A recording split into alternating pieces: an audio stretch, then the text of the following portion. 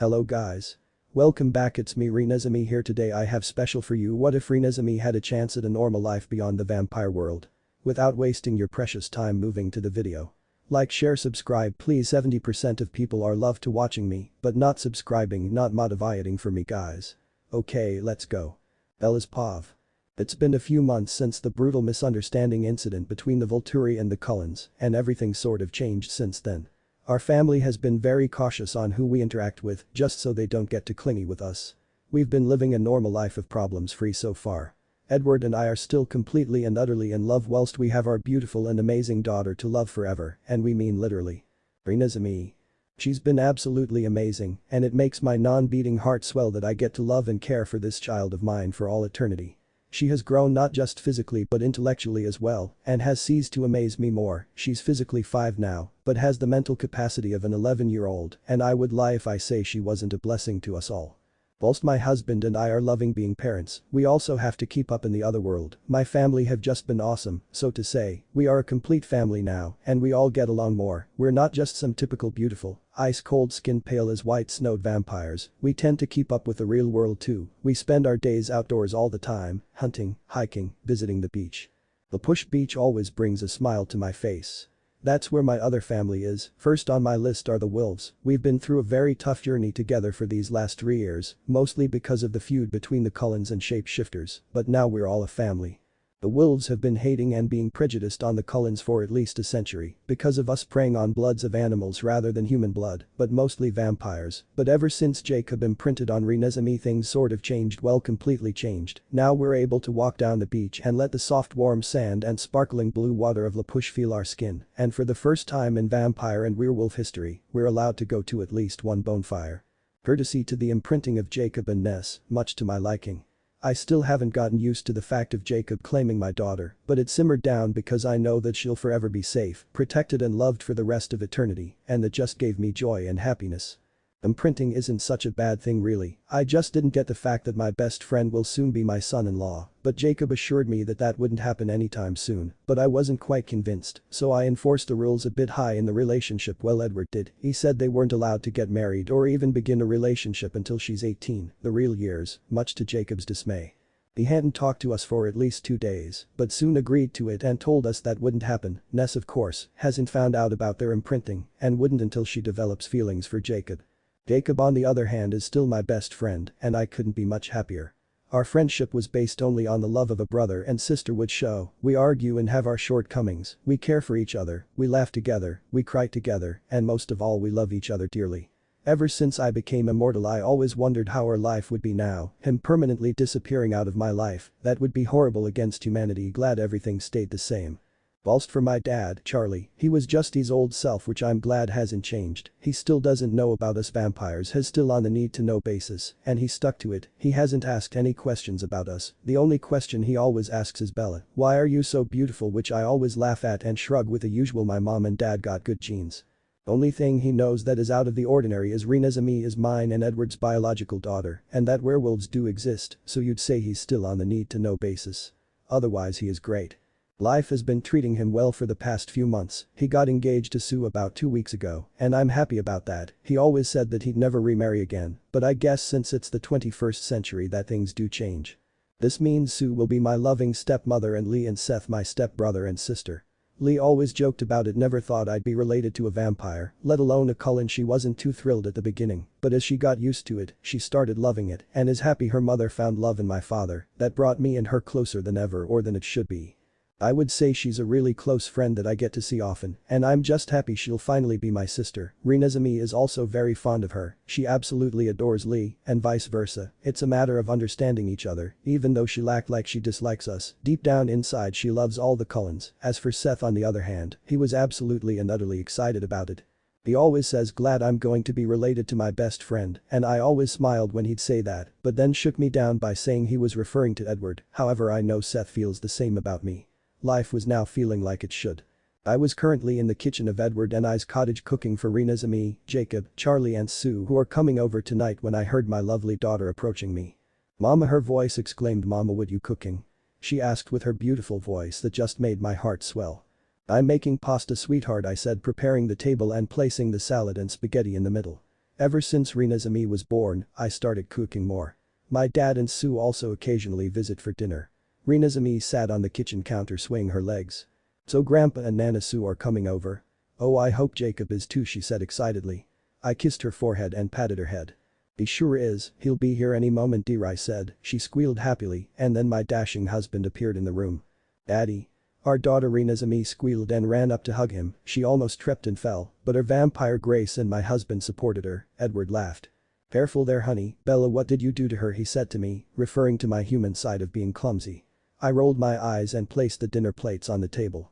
Oh stop, blame the human side of me, I said as I bent down to Renesmee's level. I am sorry human Bella is clumsy, I said, tickling her slightly. She giggled happily. At least she's still pretty, she said. I smiled at her and kissed her forehead. I got up and that's when Jacob appeared. Greetings my fellow family, Jacob said with his arms stretched from his body. I chuckled at my best friend. You're jolly today, I said to my best friend. He smiled widely at me. Yes I am sister, how are you this fine evening? He asked in a British-Scottish accent. I smiled at my happy friend. Jakey. Renesmee's voice chimed from the living room as she watched a Natural Geographic show. She ran full speed to him. Hey there princess, how are you doing? He said as he picked her up. I'm good, look what daddy got me. She said motioning to the hamster Edward got her today. Isn't she pretty? She whispered in awe. She sure is, what's her name? He asked. Rosemary, she muttered and placed a kiss on the hamster's miniature head. That's a beautiful name, Ness, Jacob agreed as he placed a kiss on her pink cheeks. Renesmee beamed up a huge smile. I smiled back at them. How's your father, Jacob? Edward asked.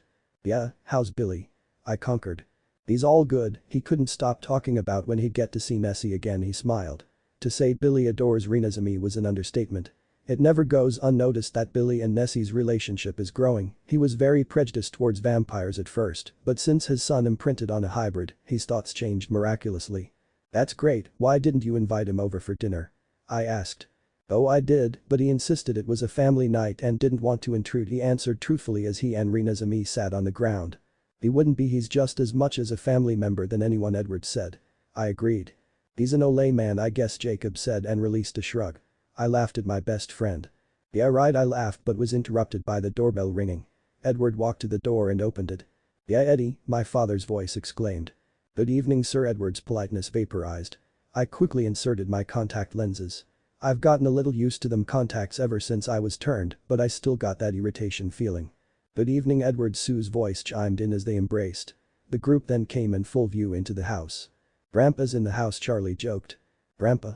Exclaimed Renesmee as she got up from Jacob's lap and ran in fast motion towards him, human pace, thank God. There's my little Loch Ness, Charlie smiled as he pulled her up.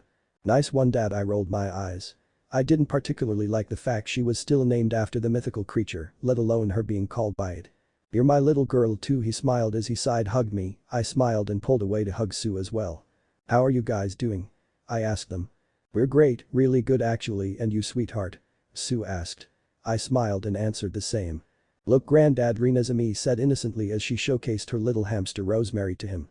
What a beautiful little hamster, Ness, what's its name? He asked. Rosemary, I combined Aunt Rose and Aunt Alice's first name and got Rosemary, she smiled. What a creative name, Charlie said. I smiled at the little bond they shared. Charlie was intrigued by Renesmee from the first day and I'm glad they share that together. Okay, Ness, why don't we get you ready for dinner, I insisted. Oh great, because I am hungry, Jacob exclaimed. We all chuckled and I took Renesmee from my father and we walked to the restroom. Dinner went smoothly than I hoped. We all talked about each other's day, what's new, and the huge topic was about how adorable Renesmee was. This is really good, Bella Sue complimented. He guessed my cooking skill catches on, Charlie joked. We all chuckled. I believe Renee's the expert, I played along. I had a sense of pain in my heart bringing up her name. I haven't seen my mom since my wedding day and that was almost a year ago. Who's Renee? Renesmee asked out of the blue. Edward and I stared at each other for a brief second, not knowing how to answer. Oh honey. I stuttered. She's a family friend, Edward answered for me. I silently thanked my husband who was sitting beside me. Renesmee nodded understandingly and continued her food, as did we. By us, I meant Sue, Jacob and Charlie. Our family dinner ended not so long after. Sue and Charlie told us that Seth decided on going to college soon and Lee had bought a small beach house down the push for herself. We were happy for them and said we'd help them with anything they needed and they left happily. Jacob left not long after, which left a very pained Renesmee bawling, and tears in return did vice versa, but we assured her that they'd get to see each other again tomorrow morning. I was currently in Renesmee's bedroom reading her favorite bedtime stories while she was reading them before she went to bed. Eventually, the students turned back to their work and the schoolmaster got back to dozing. Seizing his chance, Tom stole a glance at the beautiful girl beside him. I continued reading to Renesmee, but she cut me off. "Mom?" she asked. "Yes, baby," I said. "Are the Volturi ever coming after me again?" she asked innocently. If my heart could beat, then it'll probably hitching now at the mention of such a painful memory. As I said before, love, I'll never let anybody hurt you, I'll love you forever and always, I assured my daughter. Last part we said in unison. We both laughed. "From now on just enjoy your childhood, sweet pea," she nodded. "Now let's get back to reading," I said, and we continued the book. Tom Sawyer. Renesmee went to sleep not long after, and I bid her a kiss goodnight and switched her lamp, leaving her nightlight on and leaving her room. I loved being a mother so much, and to think I wanted to give up my mortality and never being able to be a mother was unthinkable. I walked into the living room to see my husband watching a prehistorical show about animal life. "Did our baby sleep all right?" he asked. I smiled and nodded and sat beside him tucked under his arm. She asked me the question I've been dreading to her. I sighed about if the Volturi, I said, hoping he'd get it. He smiled timidly. "It was going to come out eventually. But we'll keep assuring her nothing will happen to her," he told me. I nodded in agreement. "Well, today was fun." I smiled. "Yes, it was, the best part was the food," he said. "You didn't eat anything." "I know, I meant the best part was watching you make it," he answered suggestively. I raised my eyebrow and laughed as I pulled his face down in a deep kiss. We pulled away and carried on watching the DVR. I couldn't help but wonder what was going to happen next in life. I was so curious. Every down that we stood under, we were all under it too, and the thought of the future getting better was certainly going to be a dream come true. This was the new beginning. During my thought process, I was tracing my fingers up and down my husband's warm chest whilst he just planted kisses on my neck. I moaned lowly as I felt his tongue caress my chin. I loved that our relationship never changed, we were always in the mood for each other. "I'm in the mood too," he whispered in my head, and he picked me up and he rushed to our bedroom where we enjoyed a night filled of being together. Bella's Pav. I realized it was the next morning when I saw the bright light of the sun beginning to rays run through our bedroom curtains and the wonderful birds chirping outside in the ever so graceful green trees. It was a beautiful day today. I realized that it's actually kind of awesome that vampires don't sleep. You get to see everything in a different light and we're able to do anything and everything without ever getting tired or the need to go to sleep. I think I can honestly say that life is actually picking up. "She's going to be up in an hour, love," I heard my wonderful husband's ring in my ear.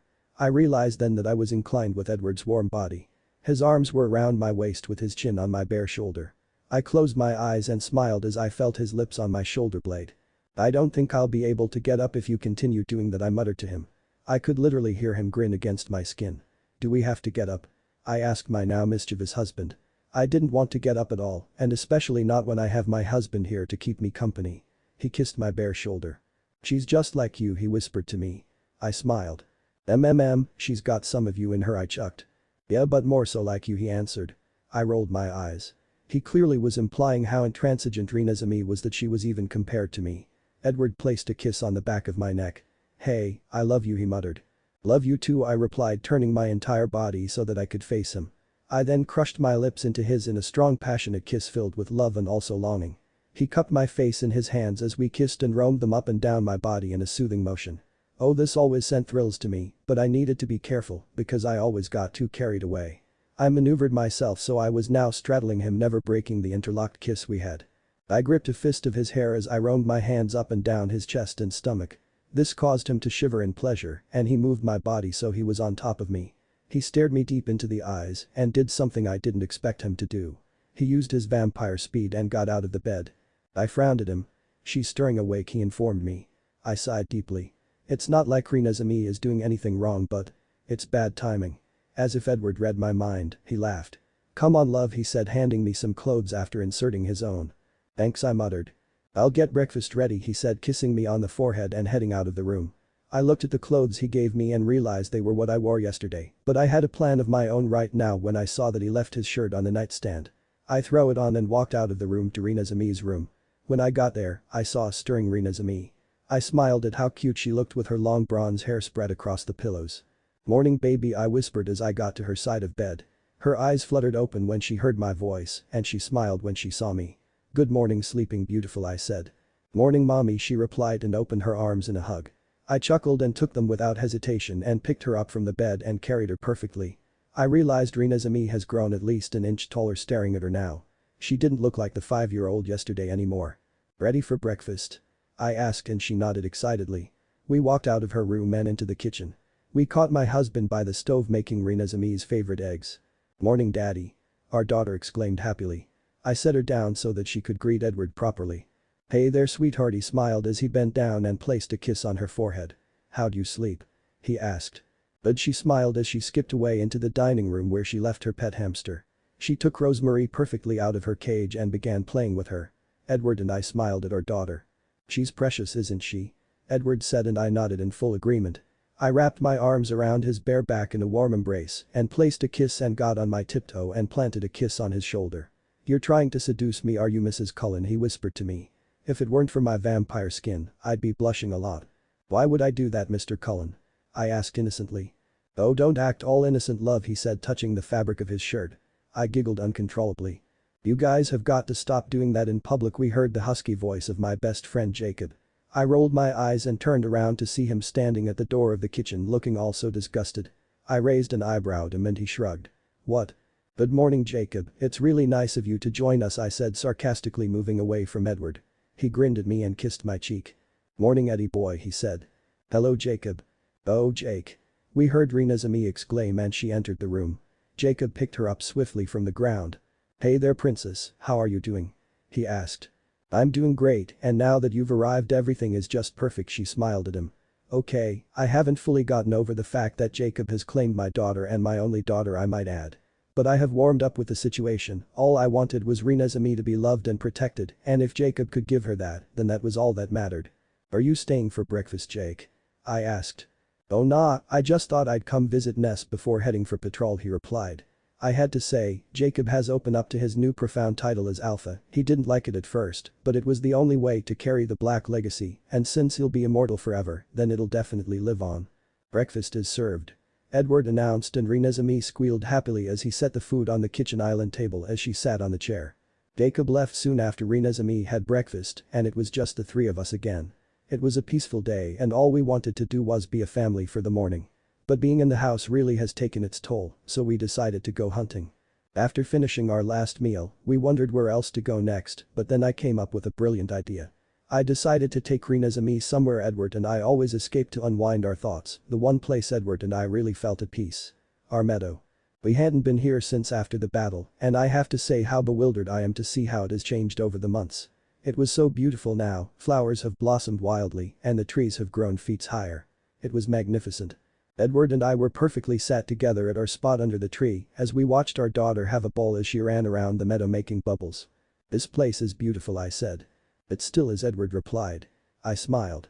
"It's so great that she gets to come here. I never in my wildest dreams expected to have this life, let alone have you two as my wonderful reasons of existing," I said to Edward as I sat on his lap. "We wouldn't be having this life if it wasn't for you, Bella," he said. "Oh, stop it, you gave me this life," I laughed. "Sure, but you gave me a life worth living for. A family," he answered with such emotion as he stared me deep in the eyes. I smiled sheepishly when I saw his crooked smile that I loved so much. We heard our daughter laugh happily and we turned to see her running freely as she tried chasing a butterfly. The butterfly seemed happy in her presence when it landed on her index finger. Renesmee gasped in amazement which caused it to fly away again. She giggled and blew a kiss at it. "She's so perfect," I chuckled. We decided to go home after 2 hours and stop by the Cullen house to go visit our other family. We got into the large house and smelled the unique aroma of the beautiful house. "Good day, family," Edward exclaimed through the room, and both Renesmee and I chuckled. My loving mother-in-law appeared into the room. "Oh, it's good to see you guys."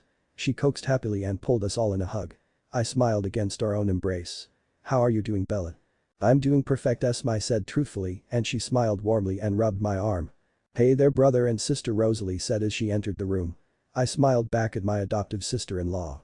Rosalie have gotten closer ever since I was pregnant and after the birth. "There's my little Ren.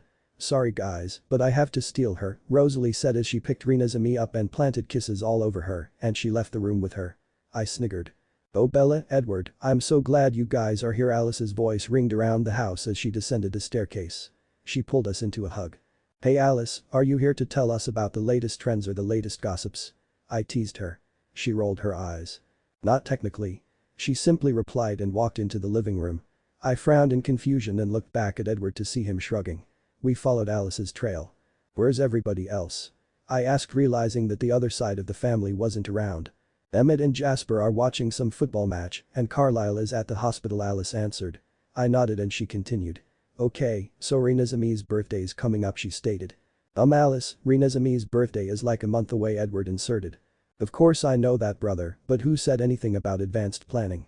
She rolled her eyes. The party theme is all sorted.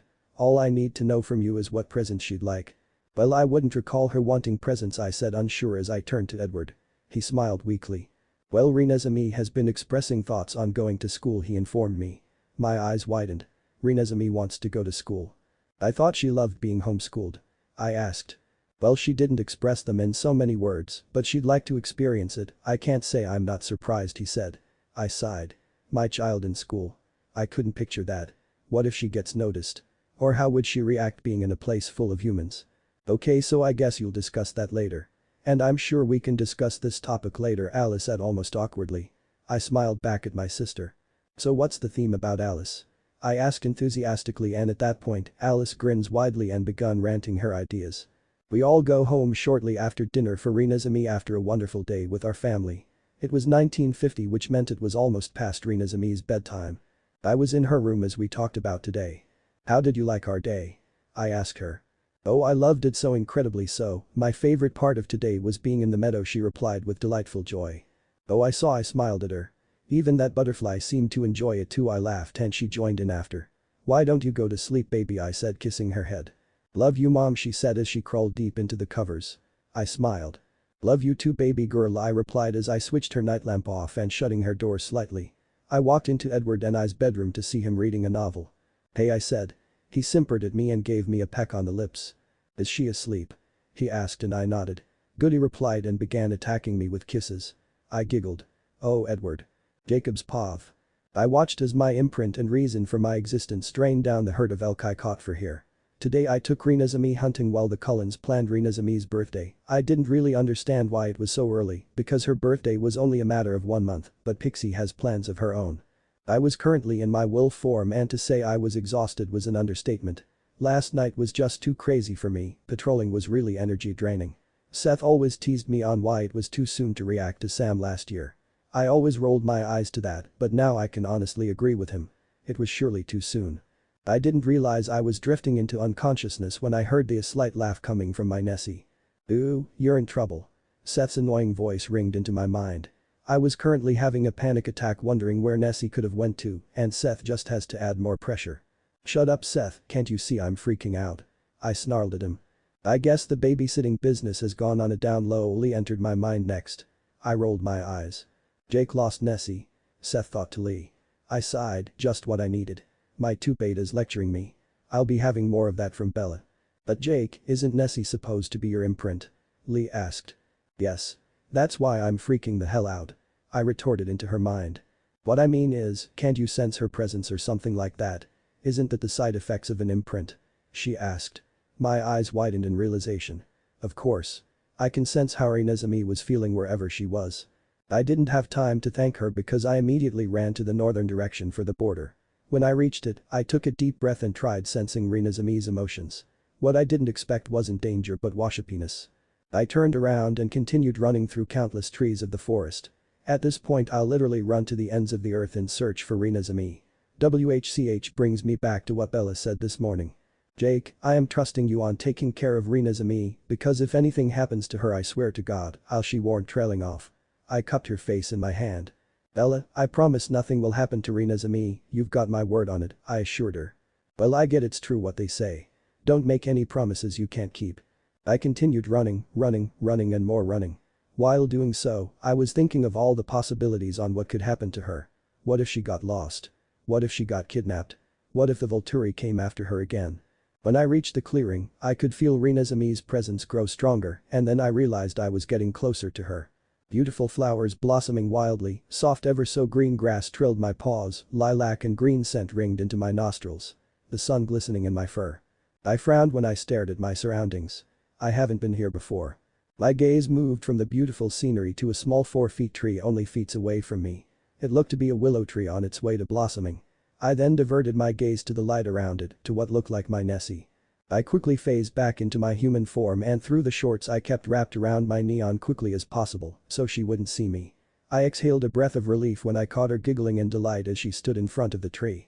"Renesmee," I exclaimed and she turned around to see me standing. She gasped. "Oh Jakey." She shouted out and began sprinting her way towards me. I picked her swiftly off the ground and placed a million kisses all over her. "Where have you been?" I shouted at her, now full on lecture mode. "Do you understand how worried sick I was, something could have happened to you?" "I'm sorry Jakey, I just wanted to explore a little, please don't be angry at me," she mumbled lowly as her voice began to break. I realized that I was being a little too hard on her. I sighed. "Nessie, don't you ever do that to me again, you understand me?" I said calmly and she bowed her head ashamed. "Are you angry at me, Jake?" she asked innocently. "Oh no, sweetie no, I was just worried about you that's all. I'll never be angry at you," I assured her and she nodded. I then looked at where we are, it was too beautiful to be true that it was even suspicious. "Hey Ness, how did you get here?" I asked her. "I followed a butterfly that led me here, it's beautiful isn't it, I even carved our name on the tree over there," she said motioning to the willow tree. I frowned and walked over to it with Nessie still in my arms. I was astonished to see both our initials on the tree inside a heart-shaped circle. She really did carve our names on it, but how? "That's beautiful Nessie," I said to her as I stared at the italicized Jake plus Nessie forever. "How did you do this?" I asked out of curiosity. "With this stick," she said showing me the sharpened stick. I then smelt a little bit of blood and my eyes diverted to her leg. I gasped. Nessie had a splinter. "Ness, where did you get this?" I asked and she just giggled. "We got home shortly after being in the meadow," as Renesmee called it. She was very persistent on going back again and agreed that that would be our place, so I just went along with it. To be honest, I was also happy she found that place because that would have been one other thing I'd cherish as her being in her childhood. We entered the cottage to hear both Bella and Edward giggling. "I hope you guys aren't doing anything inappropriate because I have a 5-year-old with me," I exclaimed through the house and the giggling immediately stopped. Bella entered the room and smiled as she saw Nessie and I. "Hey guys," she said giving us both hugs and taking Renesmee out of my arms. "Your child is back safe and sound," I smiled at Bella. "You know you should trust me more often." "I know and I'm sorry Jake, it's just mother instinct," she chuckled as she sat Renesmee on the chair. I mumbled a hymn and went to the pantry and grabbed some crisps and sat in the living room as I watched whatever was on. You'd think spending time with Renesmee every day that Bella would trust me. I mean, I am. "Jacob." I heard Bella shout through the room. "Why does Renesmee have a splinter?" she asked. "Uh-oh. That is for today, see you soon."